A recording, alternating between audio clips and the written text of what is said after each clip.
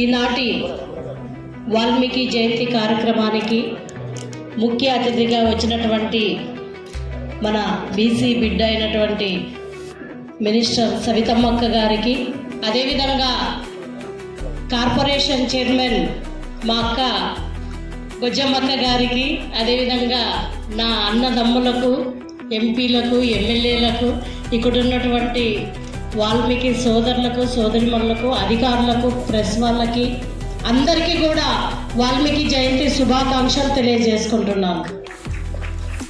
మనం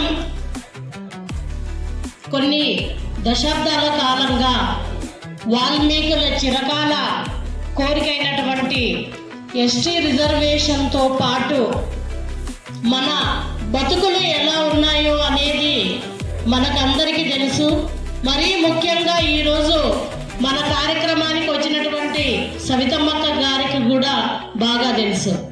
ఇక్కడ నేను ఒకటే కోరుకుంటున్నాను, దయచేసి మనకు ఎస్టీ రిజర్వేషన్తో పాటు మన అందరి జీవితాలు బాగుపడాలంటే చదువు ఒకటే ముఖ్యం.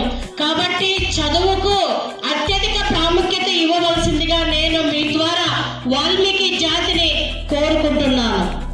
మొన్ననే ఒక సంఘటన చూసాం. ఒక గ్రామంలోన